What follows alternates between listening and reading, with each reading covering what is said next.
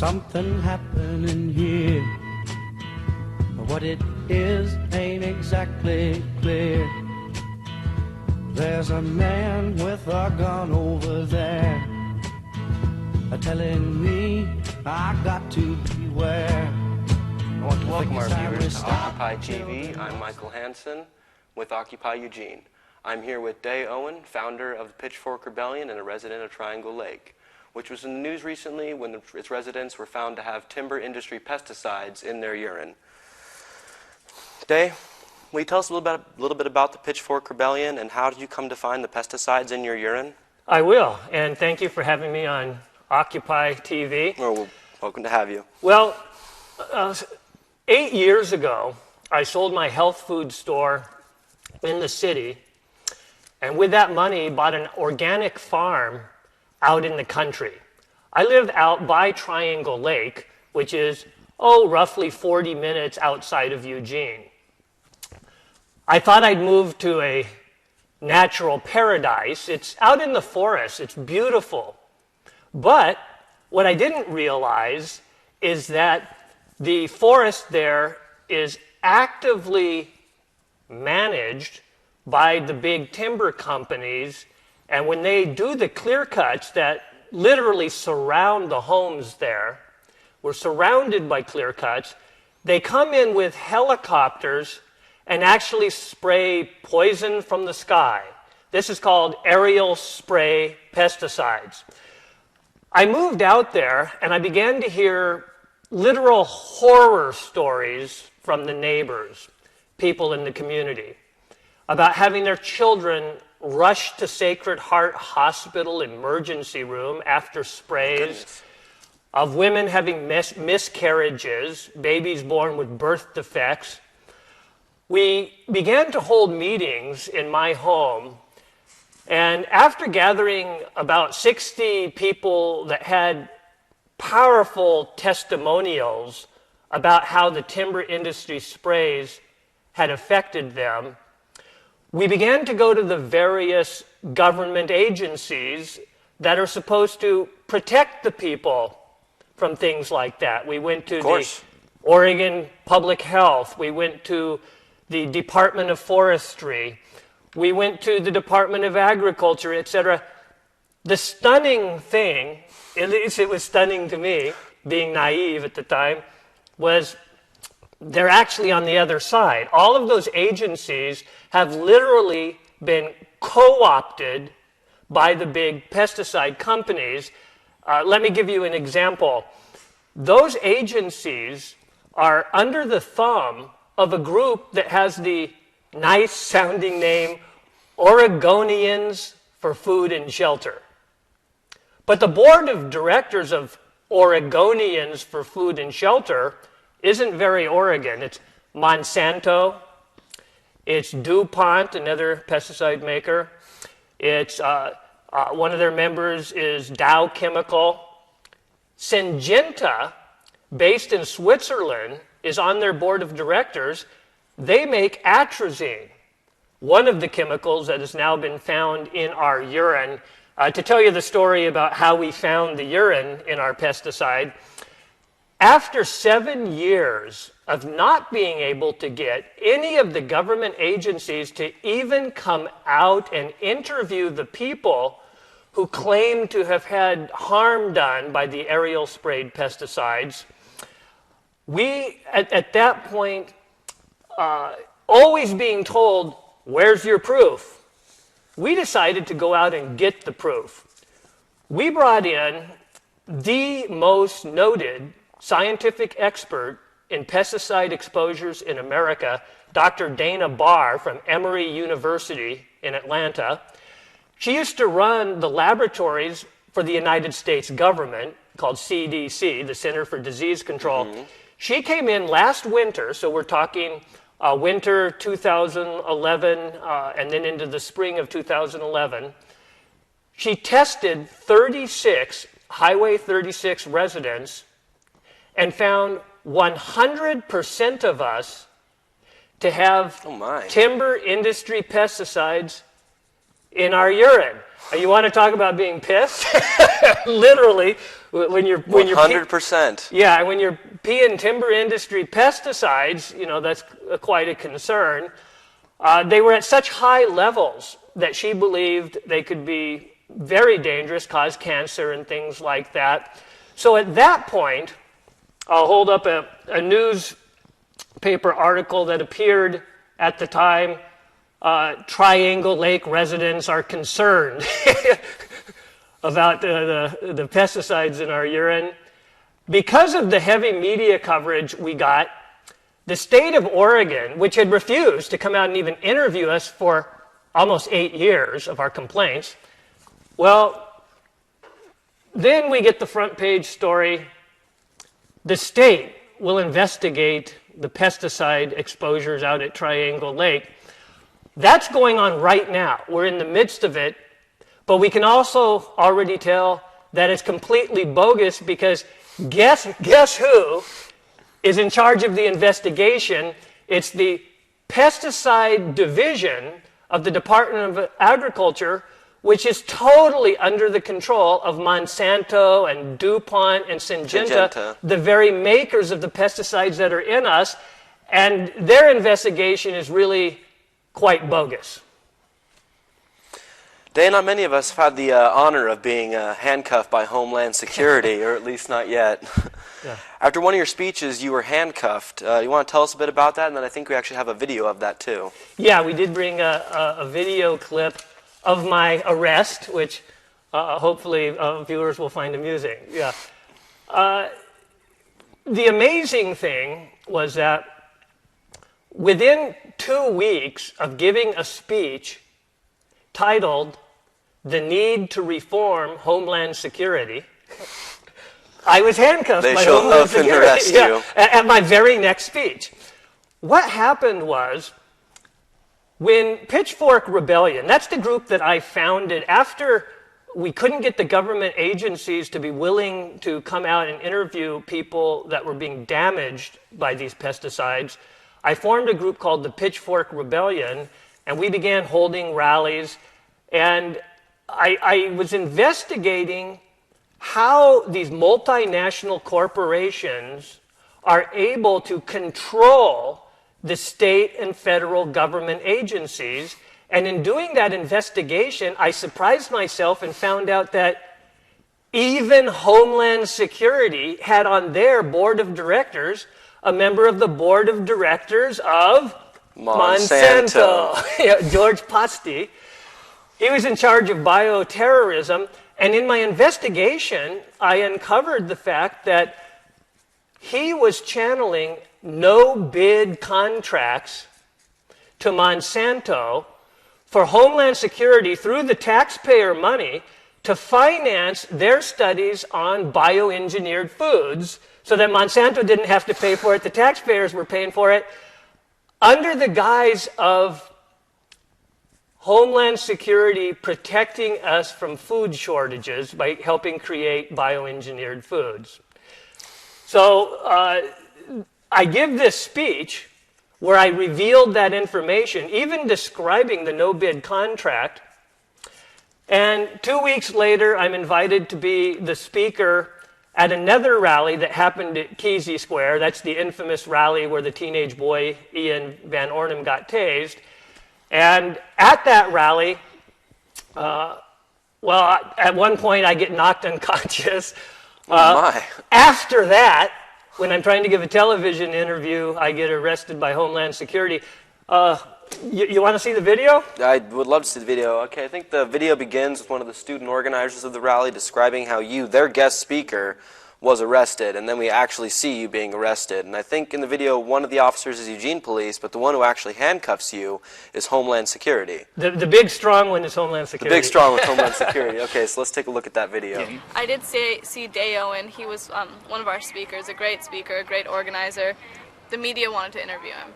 Channel 9 or Channel 13, they called him over, and he was about to get an interview, and then one of the officers said, "Day, Owen, we need to have a word with you," and they waved him over, and then Day said, "Okay, one moment," to the person who was going to interview him, and he walked over to the officers, and then they just immediately arrested him, and the last thing he shouted before he was pushed into the car was, they arrested me before I even had a chance to speak to the media and tell the truth. They pulled me across the street and said I'm under arrest before I could talk to the media. Wow, and you weren't even doing anything when they arrested you. You weren't being aggressive or violent or anything. What happened, and I actually don't know whether the studio audience had volume on that. Did they in the studio, did the audience get to hear that? Okay, so what they heard was the young organizer of the event described accurately that after the tasing of Ian, and after I'd actually been knocked unconscious by a Eugene policeman for asking why they were tasing Ian, they had him held face down, he wasn't moving, and they tased him repeatedly. And I asked why and got knocked unconscious. Well, after that, a TV crew had shown up and wanted to interview me to find out what had just occurred. And that's when the Homeland Security guy asked me to come across the street and arrested me. I'm arrested for 3 charges, one of which was resisting arrest. So I asked the viewer, you just saw my arrest. Did it look like I was resisting arrest? You looked like you were speaking your case. Yeah. While I was in the jail, because I did get taken to jail, because I had been knocked out cold, in jail I was vomiting blood. And after they saw me vomiting blood, they let me go because they wanted me to go to the hospital. And that's how I got out of jail that night. They let you out to go to the hospital. Yeah. Well, at least there's a little bit of humanity there. Yeah. Day, in all the newspaper accounts that followed your arrest and the tasing of Ian, Homeland Security denied that they monitored the event because you were a speaker. But a year later, when Ian went to trial, the Homeland Security agent in sworn testimony changed his story, saying that they were there specifically because you were a speaker. Yeah, he ends up admitting that they were monitoring that student-led rally because I was a guest speaker. Of course, he doesn't say anything about the fact that my speech 2 weeks before, which he refers to my previous speech at the federal building, he doesn't mention it was titled "The Need to Reform Homeland Security." But let's watch that video. I think we have that video here now. Do you swear or affirm that the testimony you're about to give in this cause shall be the whole truth? I do. Please be seated right here. That's the Homeland Security man. Sir, would you give us your name and spell your last name, please? And this is the testimony he's giving My at the name trial. is Thomas Keedy, last name K-E-E-D-Y. Thank you. Go ahead, please. Mr. Keedy, how are you employed? I work for the Department of Homeland Security's Federal Protective Service, where I serve as an inspector assigned to the Eugene Media Office. Okay. And how long have you been so employed? I've been with the Federal Protective Service since July of 1996. And were you working for them back on May 30th of 2008? Yes, I was. In what capacity or assignment at that time? It wasn't so much an assignment, but I had received information about a week or so earlier that there may be a rally at Kesey Square where a certain individual that had come to my attention about 2 months earlier was going to be a guest speaker. In March of 2008, Bull stated that he would like to rally folks to his cause and that he would like them to show up at federal facilities and other public buildings and commit acts of civil disobedience. Specifically, I believe he said that he was interested in a peaceful, nonviolent revolution. So when I heard that he was also going to be at the Kesey Square rally, I felt that it could also be a chance that that group may march to a federal facility when they were done, as they had in the March rally. After this experience of being handcuffed by Home Security, rather than being intimidated, you held your next rally in front of the Office of Homeland Security in Eugene. That was an event that featured mock trials. Tell us about that. Because I was charged with 3 crimes, which, by the way, a grand jury, when they looked at the charges, they threw them out, so I never had to go to trial. They were obviously bogus charges. But I realized when I read the police reports, which included the Homeland Security written reports, that this was a hit on me, that they were attempting to intimidate me. and basically shut me up from revealing the dirt, the scoop on Homeland Security. Everything you dug up ever since moving out. Okay. Yeah. So I felt it was really important to show them they weren't going to succeed in shutting me up. So the very next rally we held was right in front of the doorway of the Eugene branch of Homeland Security, which happens to be in what's called the old federal building in downtown. And we have some footage of that event because what it was a mock trial. It was a mock trial of Monsanto in which we explained that Monsanto linked to Homeland Security, and we're doing it right in front of the doorway of Homeland Security. Right on we had a lawn. reggae band, we had a concert, we had over 300 people, which is a pretty big rally. Your things and attention needs to be drawn to, of course. Yeah, let's watch that video footage. And this one's a little bit more lengthy. We got about 20 minutes. You're going to see a mock trial of Monsanto.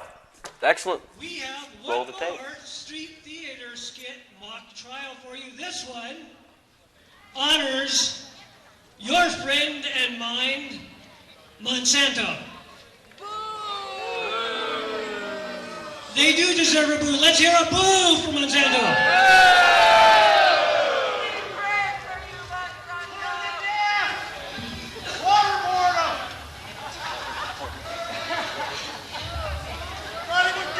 Monsanto, you want to know who Monsanto really is? Go to a web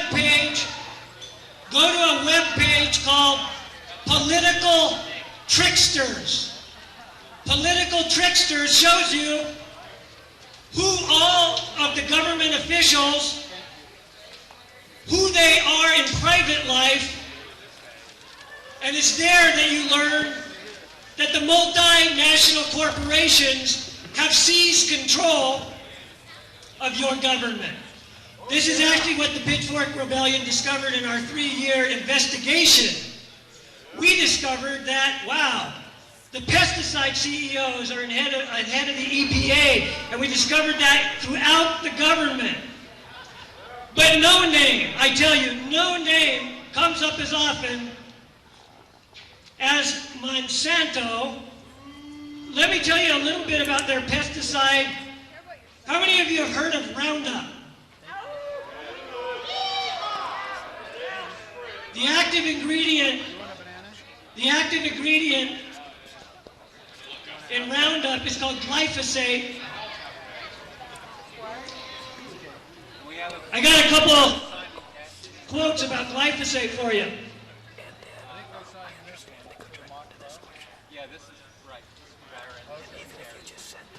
Did any of you see the article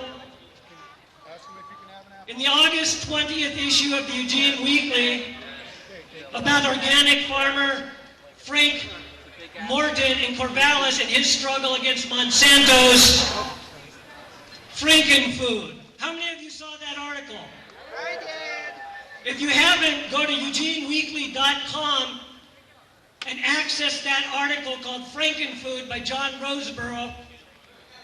Again, that's the August 20th issue. What it shows is that Monsanto is affecting us here in Lane County and our neighboring counties in a way that we couldn't have possibly imagined. But what I want you to know, because a lot of you know the evils of Monsanto, how many of you know the evils of Monsanto?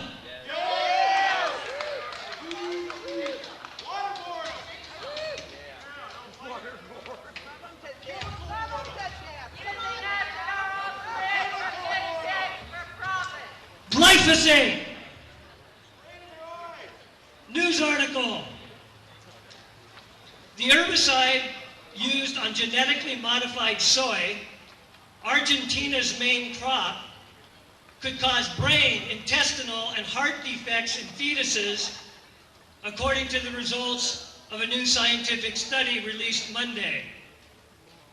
Over 20 years ago, the dangers of Monsanto's glyphosate, as well as its associated GMOs, were known scientifically to cause human health difficulties, and Swedish researchers about this.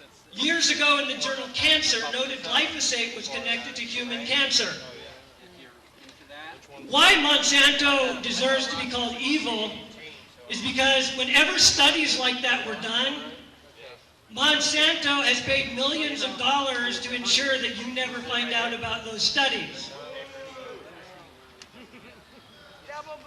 Monsanto's glyphosate is what sickened Neela, my wife, when she shared her story with you about being aerial sprayed. That was glyphosate. Cancer-causing glyphosate that they cutely call Roundup. Well, here's Monsanto. This is, signed this says to the Department of Agriculture in the state, we would like to have a buffer zone. The jester, at this point, has to become the warrior. So I'm going to wear my own hat when I tell you about Monsanto.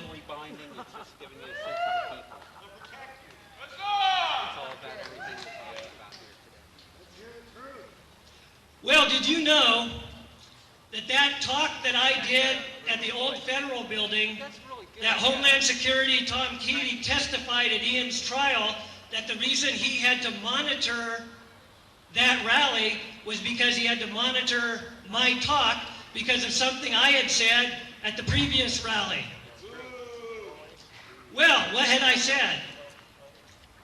At Ian's trial, Keating testified that he'd heard me call for a nonviolent, peaceful revolution. And he's right. How many of you want a nonviolent, peaceful revolution?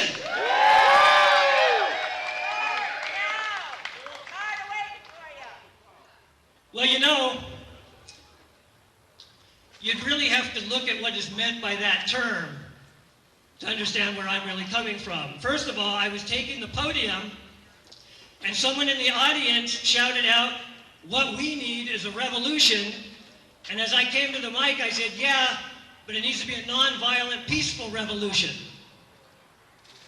That's what I actually said. But you know what, brothers and sisters? I then talked about Mahatma Gandhi and his philosophy. The Pitchfork Rebellion, the group that I co-founded, the group that's putting on this event, we are a Gandhian organization. We don't get into physical violence, but we are willing, if the times bring us to the moment when we need to do it, we are willing to commit nonviolent civil disobedience and go to jail to save this planet if we have to. Are you with me?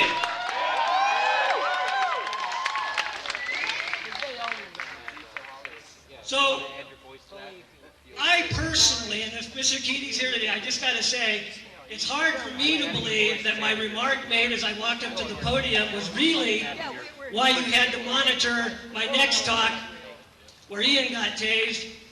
What I think it really might have been is that the title of that talk was The Need to Reform Homeland Security.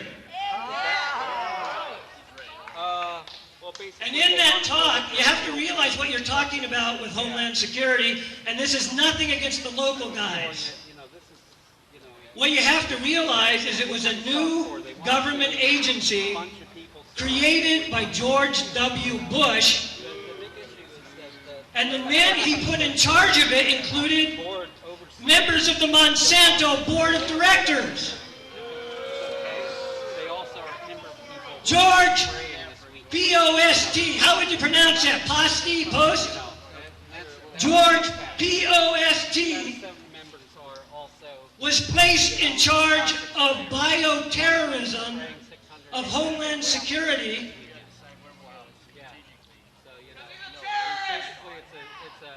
How many of you realize the money trail between Homeland Security and the taxpayer's checkbook? Let me tell you, in that speech I gave that led to being monitored at the May 30th rally where Ian got tased, that speech I gave that was called The Need to Reform Homeland Security, I showed that Homeland Security, because it has those Monsanto executives in charge of key positions, was channeling research money, research grant money, So you got your pack. that directly benefits Monsanto. I went back there. And I was going to bring A lot of the research and discovery, the R&D money that Monsanto used to have to spend out of their own budget, is now financed by you, the American taxpayers. You're subsidizing that. You're subsidizing Monsanto's research in genetic engineered food is being paid for with your tax money being channeled through contracts given by Homeland Security.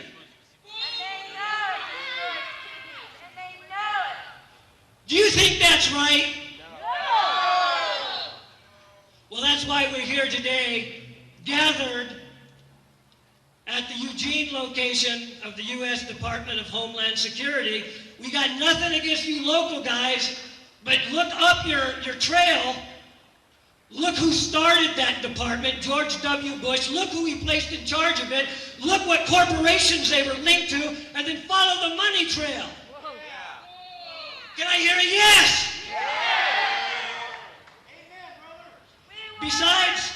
Besides George, here's some other Monsanto execs. sound good anymore. Did you know that the guy that decided that presidential election where Gore lost ended up being the deciding vote on the U.S. Supreme Court? Clarence Thomas. Do you know what he was before he was appointed to the U.S. Supreme Court? Who can tell me? It's a good thing you came here today. This is important. He was Monsanto's chief attorney. State Department of Agriculture that we would like to have a buffer zone.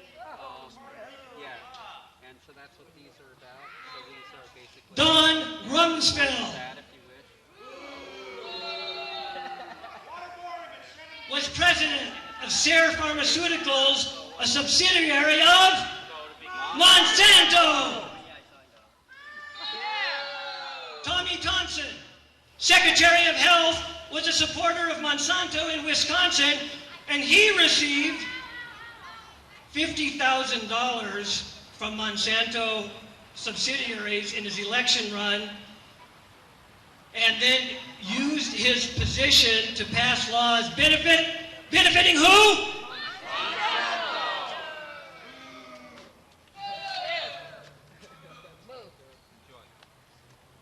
Let's not forget John Ashcroft, the Attorney General.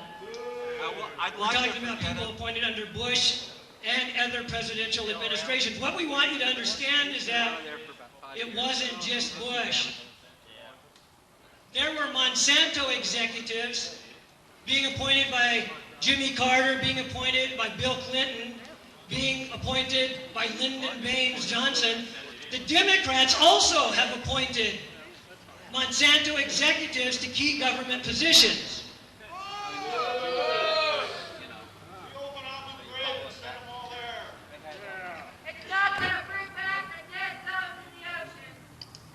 Linda Fisher, former Assistant Administrator of the United States Environmental Protection Agency, is now the Vice President of Government and Public Affairs for who? Monsanto! Michael Friedman, former Acting Commissioner of the United States Food and Drug Administration, the FDA, Department of Health and Human Services, now the Senior Vice President for Clinical Affairs at a subsidiary of who? Monsanto! Marcia Hale, former Assistant to the President of the United States, Director for Intergovernmental Affairs, now the Director of International Government Affairs for who? Monsanto. Mickey Cantor from the Carter administration. How many of you remember Mickey? Former Secretary of the United States Department of Commerce and former Trade Representative of the United States, a member of the Board of Directors of who? Monsanto. Josh King, former director of production for White House events, now director of global communication in the Washington, D.C. headquarters office of who? Monsanto. Terry Medley, former administrator of the Animal and Plant Health Inspection Service of the United States Department of Agriculture, former chair and vice chair of the United States Department of Agriculture Biotechnology Council, former member of the U.S. Food and Drug Administration Advisory Committee on Food, now the director of Regulatory and External Affairs of DuPont, another pesticide maker, corporation's agricultural enterprise. I could go on, but I say go to Political Trickster, and they give you hundreds of these, and they do it with each government agency, and each one is as shocking, and I've only given you the tip of the iceberg. Hey, William Ruckelshaus, former chief administrator of the U.S. Environmental Protection Agency, now and for the past 12 years, a member of the board of directors of who? Monsanto.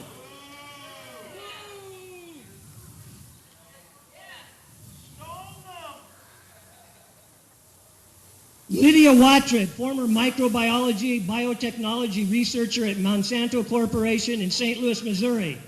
Now with the United States Environmental Protection Agency, Environmental Effects Laboratory, Western Ecology Division. Do you feel good about her in charge of your ecology? Clayton Uter, former Secretary of the U.S. Department of Agriculture, former U.S. Trade Representative, who led the U.S. team in negotiating the U.S.-Canadian Free Trade Agreement and helped launch the Uruguay round of the GATT negotiation. God, I'm going to check out the GATT negotiations. They must have been good, right? Whatever those were. G-A-T-T, GATT negotiations. Well, who do you think he's also hooked up with? Monsanto. This goes on, but instead, to make a point, we have our next skit.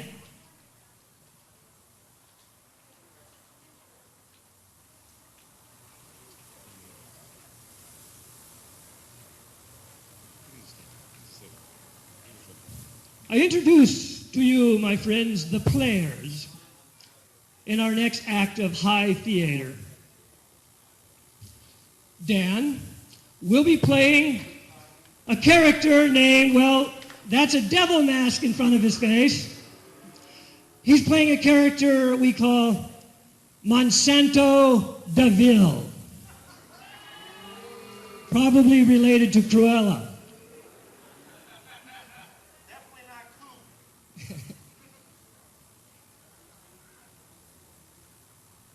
Neela, my wife, is playing the perfect role, I gotta tell you. Not that Dan's playing the perfect role, that's the devil, personified in Monsanto, because the nature of evil, see, I would like it if Monsanto attorneys would sue me for libel because of these remarks, because here's what I'd tell the court. I'd say, you know, I honestly believe Monsanto is the most evil force, organized force for evil on the planet today. And I honestly believe that what evil is that if you know what you're doing is harming and you cover it up and you pay millions to cover it up like the tobacco industry did for so long, that's evil. If you know your actions are producing mayhem and you still do those actions and have the biggest multinational personal police force and hire your own security guys and have your own fleet of lawyers and control the government. Did any of you realize how much Monsanto's controlling your government before today? Yeah. Some of you did. Did any of you learn some new names? Yeah. I give you Monsanto the Viv.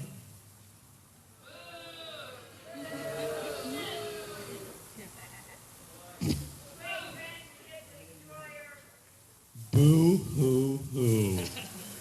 You people, please, go back to your homes, leave us alone. We're doing our business. We're controlling the food supply, and we're doing it very well.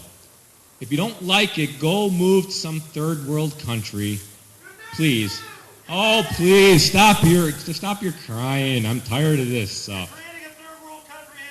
Oh, boo-hoo. So basically, I composed the top 5 list of reasons why I love the Monsanto Corporation. Number 1, in the history of the planet Earth, nobody has done more to ruin crop diversity than Monsanto. Let me hear it. Woo! Hey, come on. I think I'm at the wrong rally.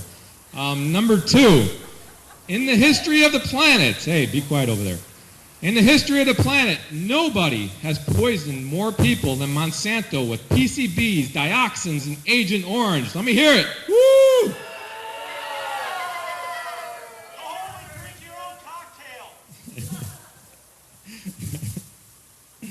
Number 3, in the history of planet Earth, nobody has caused as much genetic damage as Monsanto. Let's hear it for them. Woo!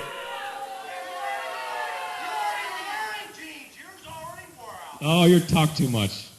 Number 4, in the history of the planet, nobody has done more to gain domination over seeds and food than Monsanto. Let's hear GMOs. Yeah, you'll hear it. No food shall be grown that we don't own at Monsanto. You hear me now? That is the truth. I don't want to hear any of your guys crying back there.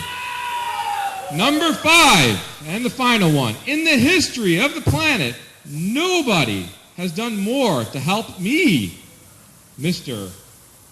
What is my name? Monsanto Duval, dominate Mother Nature than Monsanto. Let me hear it from Monsanto! Woo!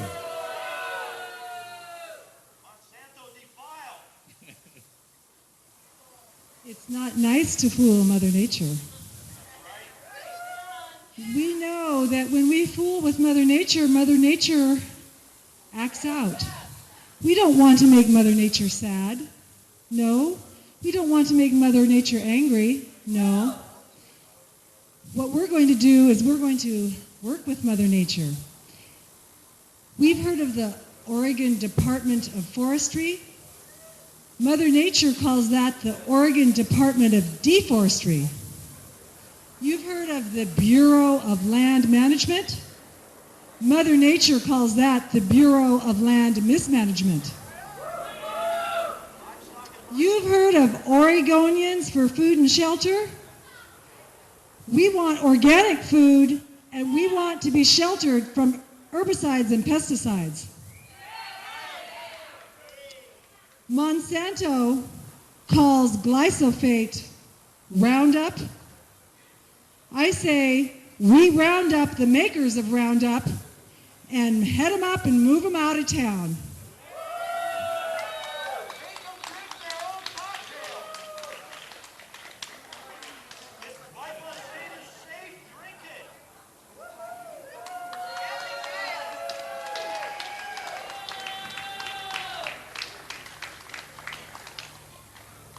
Let's hear it for Mother Earth.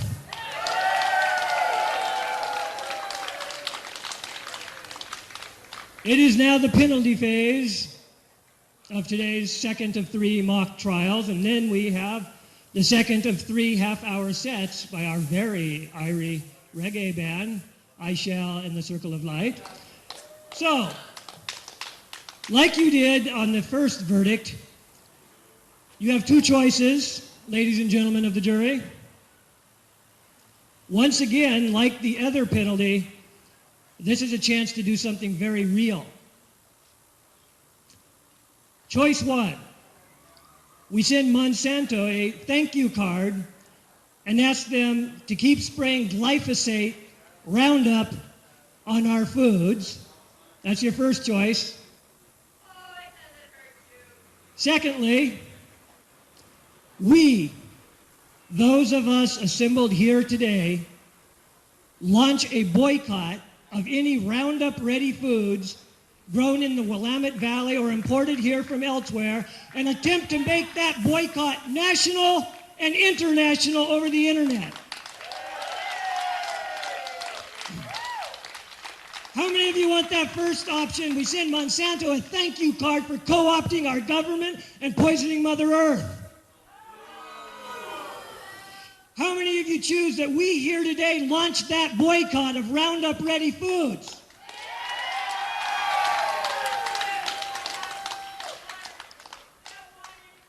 So be it, and with that I invite Aishel to come forth and have our second of those 3 half-hour sets of that wonderful reggae music. Wow, so that was right in front of the Homeland Security Office. Right in front of their main door. I understand that you received a personal letter from the Homeland Security agent that arrested you. Yes. Now, when you saw my arrest, and there was the big, tall Homeland Security guy, that's one Homeland agent. Then when you saw the testimony in Ian's trial where the Homeland agent was talking about having to stake my speech out, that's a second Homeland Security agent. I received a letter months later from that second Homeland Security agent, the one that testified at the trial, and this is what he tells me. Thanks, Day. I understand now. Since this is my private email, I can pretty much say what I wish without fear of jeopardizing my career with Uncle. On that note, as I have mentioned to you before, I live on 40 acres east of Cottage Grove in the Cascade foothills. Weyerhaeuser owns a large forest area directly to my east. I have personally watched as their helicopters herbicides spray. The vapors clearly wafted onto my property. So this is the Homeland Security agent telling me. Complaining about the same problem. Yeah. Though my house was a quarter mile away. This was not the case for my neighbors to the east, whose home is immediately adjacent to the Weyerhaeuser clear-cut. Perhaps it is a coincidence, but my beloved neighbor and friend, a retired MD, became ill after the spraying. He developed lung cancer and died within months. Oh my. He spent hours every day outside, and I fear he may have come into direct contact with the chemicals. I do not want to jump to conclusions, but when I read about your movement, which he had to do because he's investigating here, but when I read about your movement, this is the first thing I thought of, he writes, and then he ends his letter. And this is touching, seriously. Moving. Yes. From the opposing side. Thanks for what you, Neela, that's my wife, thanks for what you, Neela, and your friends are doing. I certainly do not want my wife and 2 children to be poisoned by that stuff. You have quiet supporters. So, yeah, and of course, you never know whether they're playing good cop, bad cop, but because that was 2 years ago and I never received another communication from him, I think it's legitimate. And I think it's a perfect example of how even the people that we think are against us, they're human beings, and except for the people that directly profit from the pesticide, most people, even Republicans, don't think it's right to fly a helicopter over somebody's house and spray poison from the sky. Yeah. So anyways, that's kind of fun. I did want to share with you that in regards to the heavy media coverage that came out when it turned out that Homeland Security was found to be monitoring a peaceful rally, which the American Civil Liberties Union said was illegal, said it was unconstitutional. If you look at this news article, look at the very top. It says, Happy 4th of July. And on the 4th of July, when we celebrate all those things we celebrate on the 4th of July, look at the title of the article.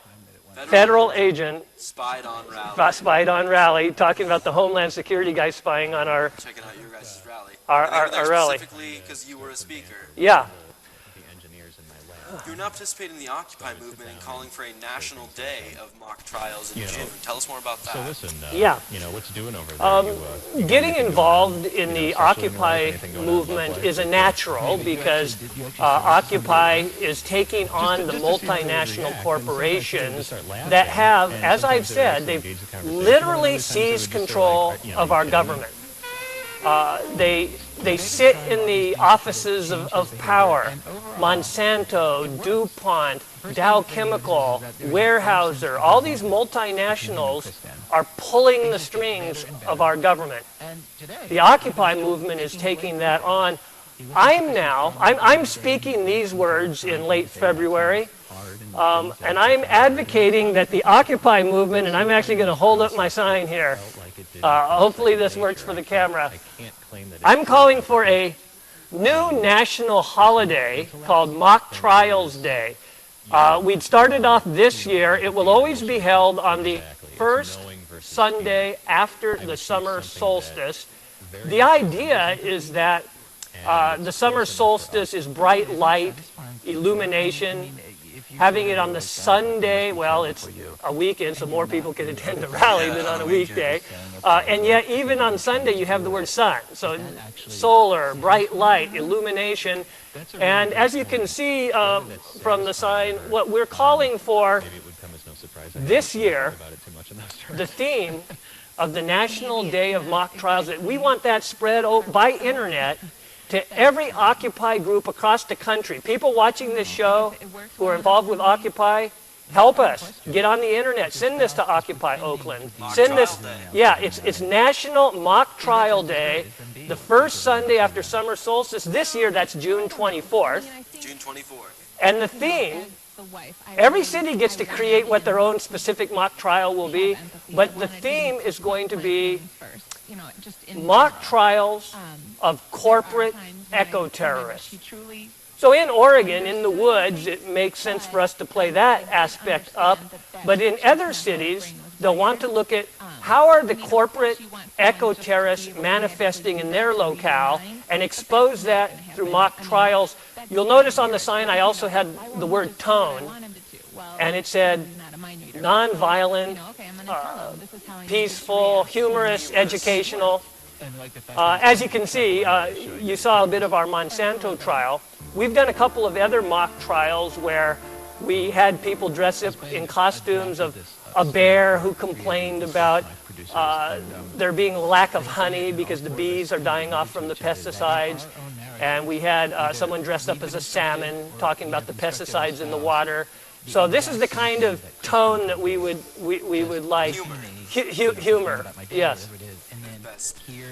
Day, you wanted to end off by talking about the importance of the Occupy movement staying nonviolent. You are a noted teacher of Gandhian nonviolence. What exactly is Gandhian nonviolence, and how can we have a nonviolent, peaceful revolution? Yeah, you'll remember that the Homeland Security agent in the footage that we showed you, that he actually stated that the reason they had to monitor my next speech was because at the speech in front of the federal courthouse, I had called for a peaceful, nonviolent revolution. So, what do I mean by that? Well, first of all, I myself don't want to burn the American flag. What I want to do is return to the original American flag that was made out of hemp. And I want to preserve that original Bill of Rights that I'm told was done on hemp paper. So what I want to do is really have a counter-revolution, because I've been studying. There was a show on History Channel not long ago that revealed that in the early days of the American Revolution, the people that had the revolution wanted it to be based on small homestead farming. But after the revolution, a sort of coup took over, and the European banking system came in and took over the early United States. So that's when the banking system came in, staged a coup, and took over our American Revolution and our original plan. So I say let's overthrow those guys. Let's have a counter-revolution, but let's do it nonviolently. How much time do I have left, roughly, with you today? 5 minutes. 5 minutes, okay. Let me talk a little about what is Gandhian nonviolence and how I've kind of adapted that for what gets called the Timber Wars. Gandhi had two key words to represent his form of active nonviolence. One of those words, and it's the one that most people focus on nowadays, is Satyagraha. Satyagraha. I actually want people to see the spelling of that, so I'm going to hold this up. These are the two words. The first one is Satyagraha. The first word, sat, means truth, and graha means force. So it means truth force. That second word is sarvadeya. Those are the two key elements of a Gandhian nonviolent direct action campaign. Satyagraha, or truth force, is being willing not to kill, but being willing to put your body on the line in the name of truth. It's what we nowadays in the movement would call civil disobedience. And by the way, one thing I want to put out there into the Occupy movement consciousness is that when cities like Eugene complain about the expense of dealing with Occupy rallies and events, part of the whole Gandhian campaign is to hit society with such large, overwhelming numbers of nonviolent satyagrahis that you overwhelm the system. It costs them huge amounts of money to deal with you, and only because of that do they ever actually do what you're trying to get them to do. Change rules, change laws in a meaningful way. You have to literally surround their buildings with large numbers of people who are willing to go to jail. Yeah. And so if Occupy is really going to be successful, we got to hit them with the numbers. But the reason we stay nonviolent is because my grandpa said it this way. He says, don't get into a stinking contest with skunks. I can guarantee you, if you get into a violent contest with the skunks that are running the multinational corporations, they'll simply defeat you. They have more guns, they have police, they have jails. They have those forces. So what you do is you use moral force, you use truth force, and you surround them. Even so, let's be perfectly honest here. Even though I have studied Gandhian nonviolence, and even though I will teach people that, when, because of global warming, because of peak oil, I don't see the economy as somehow getting permanently better. I see it on a downward spiral. They might tweak it a little bit before this presidential election, and you know, but I see it on now a progressive downward spiral. I think the economy is going to get so bad that Occupy movement will constantly have an influx of large amounts of people. But even if we try to stay nonviolent, what I think will happen is you'll literally have crowds of people surrounding grocery stores, breaking in for the food. I think it's going to get, like Peter Tosh said, it's getting shitty in the city. You know, that's what I think is likely to happen. And so it's going to be important for a cadre of nonviolent activists to be right in there trying to keep people as nonviolent as possible. But, you know, at some point in time, we'll probably have to do things like literally surround the Supreme Court. I'd like someone out there to investigate, and how much time do I have? Okay, I'd like someone out there in TV land to investigate and get a hold of me. My email is greenlion@pitchforkrebellion.com. That is greenlion@pitchforkrebellion.com. I'd like someone to research for me if it's physically possible to surround the Supreme Court. What kind of building is it? Can you get in a big circle around it? How many people would it take? Can you get close to it if you can't circle it? And maybe we need to circle the Supreme Court and let them really feel the heat of the people.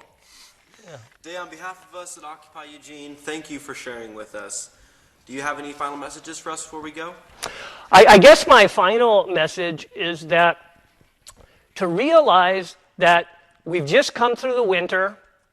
Occupy Eugene has managed to stay in existence in many cities around the country. And after winter, brothers and sisters, always comes the spring. We're going to get on the streets. We're going to get active. And then please, please contact me at greenlion@pitchforkrebellion.com and ask how you can be involved in helping organize the National Day of Mock Trials to be held June 24th. I've already booked and saved the 2 back outside covers of Eugene Weekly to have full-page advertisements to promote that event, and I want your all help. Occupy. Occupy Eugene. Yeah, man. For all of us at Occupy TV, thank you, Day. That's it, we're done. We only got a minute left, 2 minutes left.